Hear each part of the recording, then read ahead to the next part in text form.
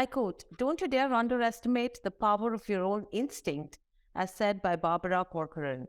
The increasing presence of women as entrepreneurs has actually led to significant business and economic growth in the country. Women owned business enterprises are actually playing a prominent role in society by not only generating employment opportunities in the country, but also bringing in demographic shifts and inspiring the next generation of women founders. The vision is to now promote the sustainable development of women entrepreneurs for a balanced growth in the country and strengthen women entrepreneurship as well. In fact, India has a total of 58.5 million entrepreneurs, out of which yet it's only 8.05 million who are women entrepreneurs. And over the last decade, we've witnessed an increase from 14 to 20%. Hello and welcome to BQ Prime. I'm Hiral Dadia. And joining us on the show today are Ghazal Alagh, founder at Mama Earth, Surabhi Talwar, co-founder and CEO at Happy Jars, and Divya Gokulnath, co-founder at Byju's. Firstly, wishing all you women a happy Women's Day, and let's continue to making a difference to society. Thank you, and the same to you. Thank you so much. Always a pleasure.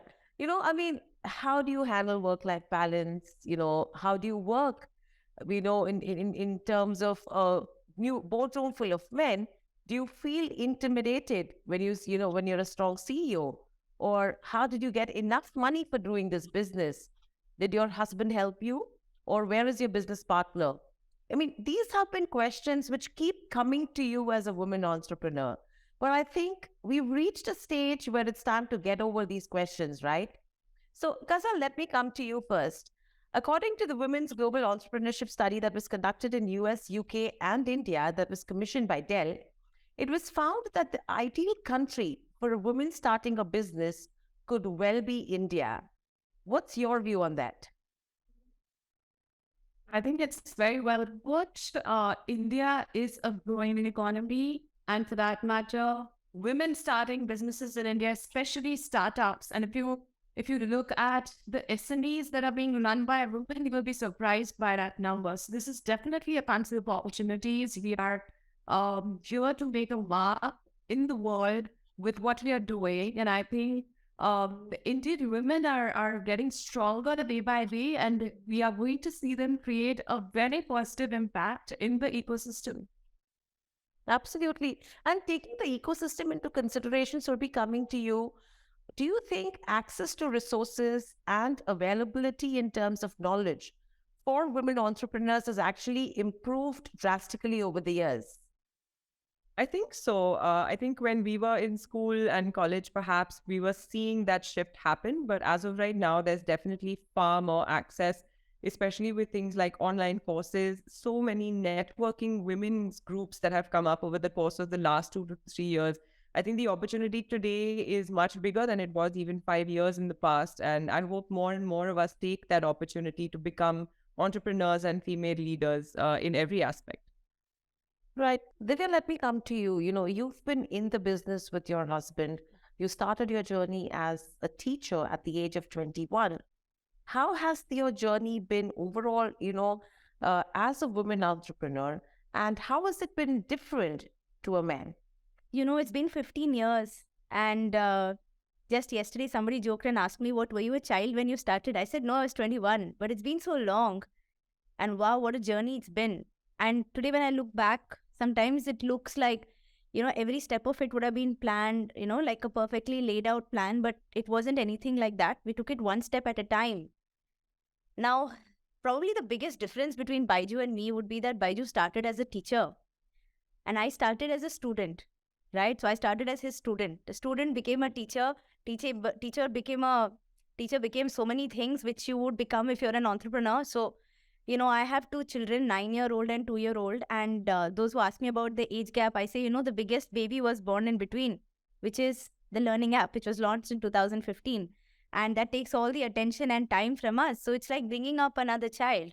So in terms of responsibility, and since it's Women's Day, maybe I can give a similar analogy. It's like bringing up a child. Your role really depends on what has to be done on that day, at that moment, in that week, right? It's completely variable, but it's just about making sure that that baby is growing and thriving and getting all the attention it needs. So and over the years, I've evolved from becoming a teacher, and I think being a teacher has helped me so much in becoming the person I am today. I've learned the importance of not just education and the impact it can have on children, on their future. I've also learned from children the importance of being a learner each and every day of your life. So, no matter how much older you get, you actually stay younger by learning every day. So, yes, I'm a teacher, I'm an entrepreneur. Some people say I'm a leader. I'm definitely a mother, right? And a daughter, daughter in law. And there's so many roles that all of us play. In today's day and age, we wear so many more hats than men do. And I think men are also now starting to wear more hats. If you see the notion which used to be there before that women can take care and men can take charge, it's slowly changing to women can take care and take charge, and men can take charge and take care. And overall, how important, according to you, Ghazal, is the support, from around you to successfully establish an enterprise? And I'm not saying that only being a woman, you should be getting that support. Even for a man, that support from your surrounding is absolutely crucial. Maybe a couple of percentage more for women, at least as of today. How would you take that? This is a topic which is really dear to my heart because I've learned the importance of having a community around you to help you in the process of creating something is actually uncomparable with it. And, there's an inherent belief that if you're asking for help, it's a sign of weakness, be it for a man or a woman, right? Which is the myth that I've broken over time. And I actively tell other entrepreneurs, especially women entrepreneurs and entrepreneurs, to keep asking for help, right? It's actually a sign of strength and not a weakness, because what you're saying is that this is really important to me. It's not worth giving up. And in the process of building and creating an impact is where I would like other people to support me. And, what I've realized over time is that people around me were actually very good. Somewhere in our minds, we believe that if we ask for help, we might not get it. But if you actively go out and ask for help, you'll be surprised by the amount of support you get from people around you. So having a community to support you, to lift you up, to help you during your difficult times is the most important thing. Back in 2016, when I started, I actually was looking out for more women entrepreneurs that I could talk to, that I could learn from. I was actively looking for mentors to give me that kind of support on what it takes to build a business and how to navigate between these personal and professional conflicts. And unfortunately, back then the number was fairly small. It took me a while to come up with a set of just 4 or 5 women as well. But I think today, over the last 5-6 years, this has changed dramatically. We have so many women leading by example, available to talk to, actively mentoring other women entrepreneurs. And that's something that I'm actively also pursuing, right? I believe that if every woman entrepreneur just takes this as an ambition to share the journey and guide 3 fellow women entrepreneurs, and also tell them to do the same further. That's just one small action which can create a fairly large impact. Absolutely. And that ecosystem, as you mentioned, is important. A challenge which was back then a major hurdle, as you mentioned, when you started off, is now improving now. Surabhi, if you have to talk about your journey and what was it that was your biggest challenge to establish yourself? I think I had the good luck of having a very good education and getting into working very young. So I was about 21 when I first started my job, and I worked for about 13, 14 years before the bug of entrepreneurship got to me. I think for me, one of the toughest things was that I had all this confidence and I was like, I can do anything, because I was brought up in a family that told me, doesn't matter whether you're a man or a woman, you can literally do whatever you put your mind to. So it was around November when I discovered I was pregnant, and in December I quit my job to become a full-time entrepreneur. And I think that really put a lot of things into perspective. I think one of the things that I learned over time, and it was a really big learning, was that you might feel like you can get everything that you want, and it's really good to chase after that. But like Ghazal said, you can't do it without asking people around you to step in. So having a young kid and a young business all at the same time definitely needed not one village, but perhaps two.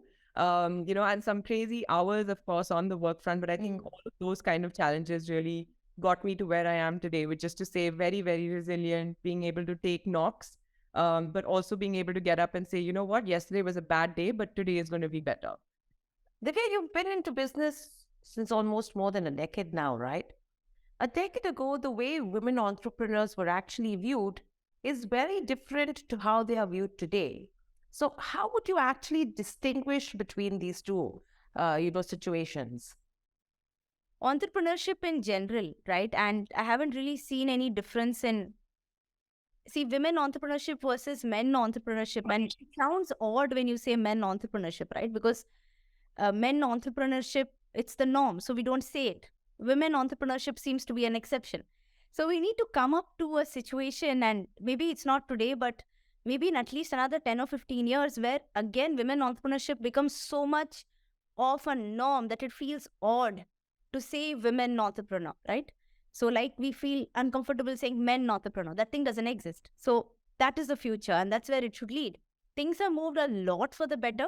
So a decade ago, say a move like what I did, where a lot of people say I gave up my career to go abroad, pursue my master's, in a very upcoming subject, biotechnology, and choose a teaching or career path. Today, entrepreneurship, it would have sent shockwaves. Today, it doesn't send shockwaves, right? Today, starting up is something which is highly respected. Today, starting up as is considered an equal profession, a very cool profession.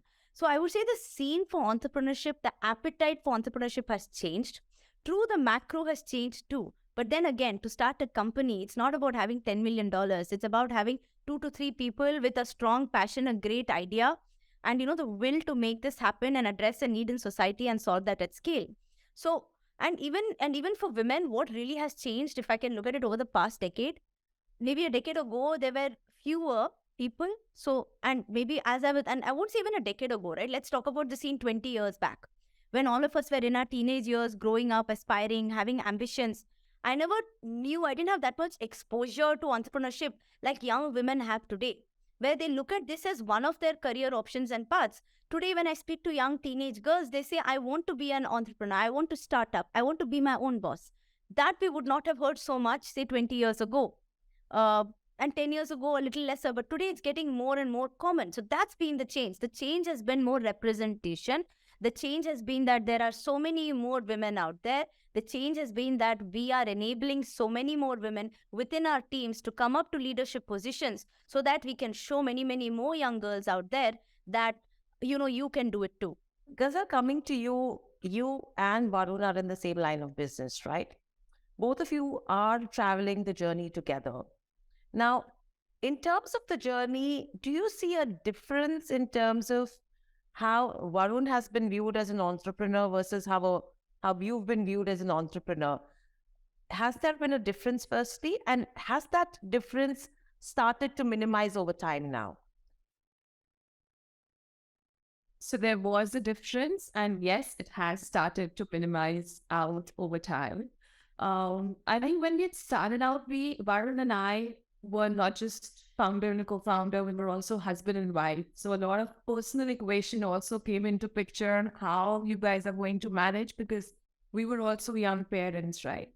So some of those questions around the work front were being targeted to him, and all of the questions on the personal front were being targeted to me. That was the first time I encountered that, okay, this is going to be perceived differently. But fair, we had our answers. I at least had my fair share of plans that I put on paper back then. This is how I'm going to navigate. But, I think there is a certain bias. It will take us some time to get over it. It's getting better over the years, because women now has proved, at least, like a Divya, like a Surabhi, they've led by example. They've set up their brands. They're doing a fab job. And People are more convinced that women can do it all now. But over the last 6 years, I think there also was a time when, especially in the SMEs where, you were talking to ingredient suppliers, you're talking to packaging vendors, you're talking to people who are working in the factory. And whenever it comes to financials, they would often come back and ask that, is there a way that I can talk to? Is there a finance expert that I can talk to? And that did not come from a conversation which was not healthy, but a pure bias in their mind that they were not comfortable having such conversations with a woman, right? Um, of course, all of those people are now working with me. They're fairly comfortable.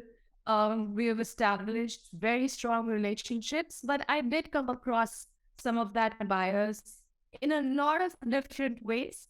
The only thing was that, like I say, you do something and you make a change, and what are the actions that I will take to change that is what I'm focused more on than letting it pull me down.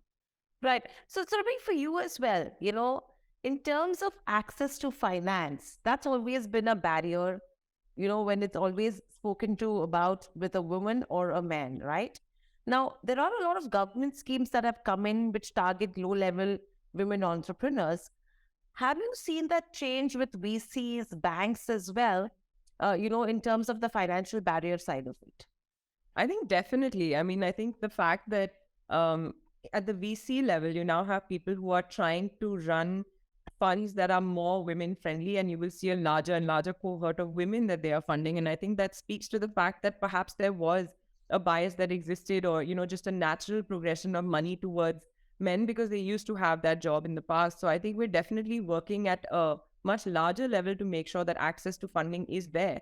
But I also think a large part of it is because we're not as comfortable talking about finance as women sometimes. And I'm not talking about people like, of course, Ghazal, Divya, and I have had to kind of build that up front. But, there are still women who will defer to someone more senior or someone who has more knowledge when it comes to finance. And I think it's also because we've just perhaps in school, we're not used to liking maths, or we're not used to going towards the investment banking line of things. And it's been many generations perhaps of thinking that way, but I think it's starting to change very obviously. And I think in today's day and age, even when I meet other women entrepreneurs over conversation, my expectation is you will know your P&L, you will know how to look at it, because it's not scary numbers, as long as you understand that those numbers actually define what your business is today, and put kind of a reality check on a number is showing you where your business is. And I think I've also had certain conversations where because my co-founder is also my husband, and we've had conversations where very clearly the body kind of shifts towards one when asking one set of questions, and then I'm the co-founder and CEO, and I handle the finance part, so the answers would be coming from me. And nowadays, you see that's not that much of a, it doesn't pull up eyebrows as much as it used to earlier. They expect that you will know and you will be as good at answering financial equations as anyone else will. So, right. In fact, when this point as well, I mean, as a personal experience itself, back then, probably 6-7 years ago, when my husband and I, we started off our small startup doing ready to drink mocktails and mixers. At that point in time, I was always the finance person, and he was more on the marketing and the sales and the production side, right? And when we went to investors, specifically when it was male investors, and it was me who was asking answering financial questions, and when they weren't, it was a very reverse psychology that was happening. Is okay, why is she answering? That means you guys don't know your business well. So at that point in time, also, it struck me. I said, wow, I mean, this is not something which could be expected. And now, as a woman, if you don't know it, that's when they take it in a bad way. I mean, yeah, probably you don't know your business around. But yes, trends are changing. And I think it's no longer fashionable to actually shrug off financial know-how and leave it too coyly to the boys as well, right? Divya, what's been your biggest challenge as a woman entrepreneur in the journey which actually led you to achieve what you've already achieved so far? So growing up, I actually did not have a challenge. I think I was one of those gifted children, right? I say gifted because I was not brought up with the myopic lens of gender. not brought up as a girl or a boy, but brought up as a child. And that's the reason I am where I am today, with equal exposure to academics, arts, sports, culture, heritage, everything. So I was brought up like a child should be. Now, when I started my career, and although I started as a teacher, and somewhere along the way, we got married. Baiju and I got married, and it's just that being a woman, you always have to doubly prove. You have to do so much more because it's there is a home to take care of. There are people that you have to take care of, be it your elders, be it your children. The responsibility is always yours first. That won't change. And there is a reason for that, right? Women are known to have a bigger role to play in caring for their immediate family. They're always known to put others first. So it was a challenge to be able, especially once I had my children, to be able to balance work and home. And I think it would be a lie for someone to say that it's very easy to manage both. It's extremely difficult. It takes a toll on you, but it's something that is intensely satisfying, because if you're able to pull off something at work, and if you're able to give time to your children, nothing can give you more happiness. So it was also, while it was a challenge, it was also an opportunity, because I learned how to manage time better. I learned how to value every minute and make every minute count. So I am not someone who says that you need to work from morning to night, but I am someone who says that whatever time you devote to whatever you do, give it your 100%. And overall, Ghazal, if you see in terms of the current business environment as well, a lot of companies that get impacted, specifically during COVID as well. When you hear stories of companies on Shark Tank or any of the other shows as well, clearly the way they've been able to come out, of that entire period is really encouraging, right? Do you think a woman from a problem-solving perspective is better placed than a man to manage tough times, taking into consideration the experience that they have from working out things at home? I would love to say yes, but I don't have any numbers backing this statement up. Right. Yeah, I very strongly believe that women are naturally very good and efficient at managing time as well as money. If you look back at what's so, it's been the women who have been managing household expenses, the entire housework, while also taking care of the work outside the house, while also managing kids. And that's something which comes naturally to us. I can't speak for men because I haven't experienced being their weight or in their body, but that's definitely a strength that we have. That said, I've also seen a lot of women give up their financial independence. They're limited to saying that, okay, we are earning money, but then once it comes home, it's the counterpart or somebody who's a man in the family who's managing it afterwards. That is one thing that I wish to see getting changed. I think women would be much more confident about their abilities, about their skills. They'll be much more open talking about it. And that confidence actually comes from being not just financially independent, but also independently managing those finances and money, right? So if you're in control of where do you put your money, how do you multiply it, I think that entire knowledge base and know-how can make this statement get backed by numbers, and that's when we can talk about it even more confidently. Absolutely. In fact, Surabhi, what would that one thing be that you would want to change as a woman entrepreneur at this point in time? I think with relations to finance, actually, I feel very passionately about women understanding finance. I think it is one of the things that set me up in good stead, because I got put into investment banking after economics, and I had all of this very theoretical mathematical side. Though ironically, I chose humanities with math. So again, I think that brings the softer side of, wanting to work with consumers and things like that. But I feel that today, if I could help even just 10 women to feel less worried about handling the financial aspects of a business, because I think we do it very naturally, but we're not, perhaps we're not fond of bookish mathematics, and therefore we shy away from taking responsibility for it. But I feel very strongly that women need to be financially independent. And I think financial independence in the real world, in your daily life, is perhaps the first step towards feeling the confidence to be a woman in other aspects of your life. Because whatever it is, whether it's good times or bad, if you know that I will not be either hungry or homeless or, it doesn't matter if I choose to leave my employment, it gives you a tremendous amount of confidence. So if there's one thing I could do, and in fact, that's something I'm very, very happy to help talk to other women entrepreneurs about, not just entrepreneurs, but women in general, is understanding your own money and your own maths, so to speak, of just daily stuff that you spend on. Divya, being a woman entrepreneur, what would that one thing be that you would want to change as a woman entrepreneur? There is this whole misconception about the way in which we measure equality. So we believe in numbers everywhere, right? We say that if you are present 50% of the room, then it's equality.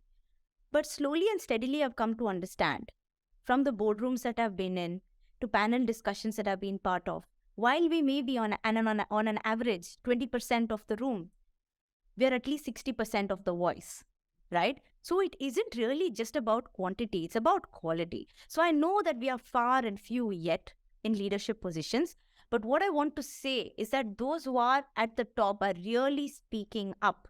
We are not sitting at the table just for the seat at the table. We are sitting at the table to make sure that we are making a valid point and we're bringing up people and we're driving impact.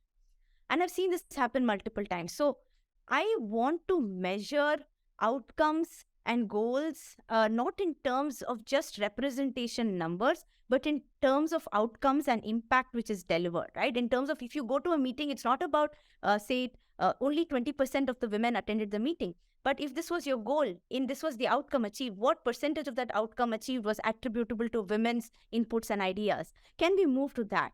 Because then the way you measure the whole equation of representation changes. And all you never know, but you may already be having that kind of representation which we're looking forward to. And then it won't be that difficult to achieve that equality which we're looking for, numbers and otherwise. Absolutely important, from a business perspective as well. Ghazal, coming to you, what would that one message from you be, not only to the women entrepreneurs, because on these kind of days, that's the only thing we look out for, right? Like as to what's that one message you will have. But a message to the men supporting these women is also very important. So what would be that 2 bit of information or, advice that you would want to give the men and the women? I've seen something make a huge difference at my own house. And that is when men and women take up equal responsibilities, right? Not just at work or family or, the interpersonal relationships, which is your relatives, your friends, etc. When you just mentally align that, okay, you are as important as I am. Your wishes are equally important as mine are. And nobody is biased towards taking a role, so to say, right? That this is my role and I'm doing it well, this is your role and this is the differentiation and hence, this is how that doesn't pan out when you're a couple. So I think be it in business, be it at home, be it with your business partner or your family partner, equal responsibility across verticals is something which would be very helpful. And for example, today I am in Bombay doing this interview while I also have 3 other events while my husband and co-founder is back at home taking care of my kids because he's sick. My kids are unwell. I think that is what I'm talking about, right? That when that comes to the picture, everything else gets taken care of. And women, all we want is an equal opportunity. It's not like we want something out of the way or we want to have that flag that we are women and we deserve this and all of that. No, it's just one simple thing. See us the way you see others, and that sort of takes care of everything. After that, we fly. I've seen that within my organization as well, where one small action helped us be gender neutral when it came to the population of our organization, right? So we are 51% women in our company. And that one action was whenever you are pulling out CVs for any role, just ensure you're pulling out 50-50.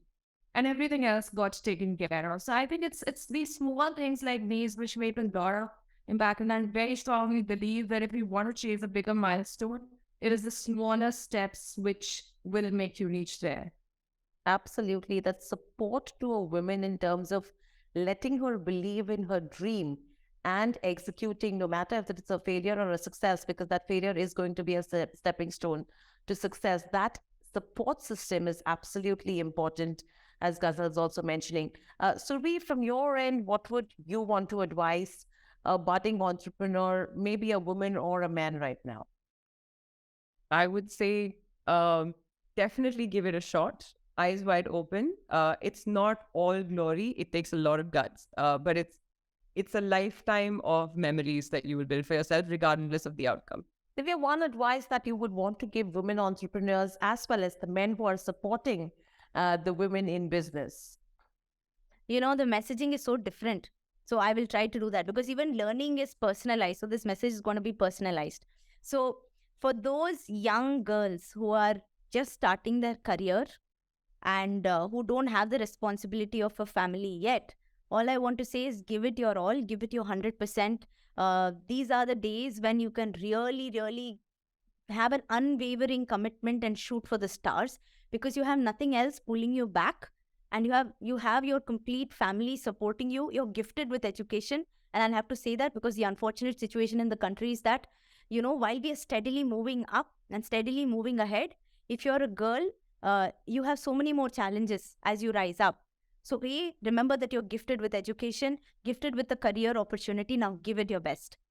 To those who are, like me, in their mid-30s, and this is the time in your life when you've started a family. It's an amazing feeling. And for all of you who feel that it's extremely difficult, let me tell you that actually it is. Now, someone is telling you otherwise, look, they're lying. It is difficult, but this time too shall pass. And if you can hold on now, because these are your most crucial years, both in terms of having a family, which is so, so important, equally important as building your career. Don't give up one for the other.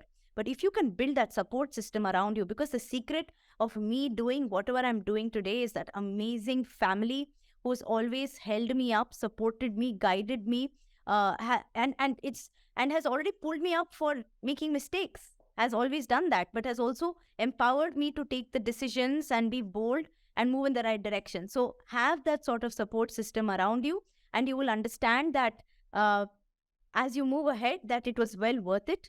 And that's my advice to those who are mid-career, because for a woman, it's not like one single message will do it. And for those who are leaders and entrepreneurs and and winners in their own right, all I want to say is to please enable more women around them. It actually goes without saying, they are doing it already. Look at the examples around you, and everywhere you will see that it's women who are empowering more women and pulling up leaders within the teams. Is so much better than just hiring from outside. It's worked for us.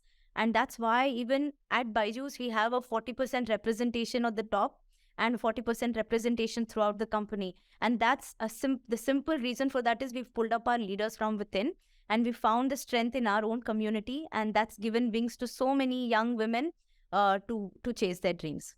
In fact, thank you, Ghazal. Thank you, Surabhi. And thank you, Divya, so much for joining us on the show. And I mean, this is a great message to all entrepreneurs down here that, believe in your dreams, learn, try to execute. And if it's a failure, probably try again and don't give up, because that's something which will help you succeed as well. So in fact, on this International Women's Day, let's actually celebrate all the incredible women in our lives, whether they are your mother, wife, daughter, and let's show our admiration for their accomplishments and dedication to creating a world where it's a better place to live in as well. Thank you so much for joining us on the show.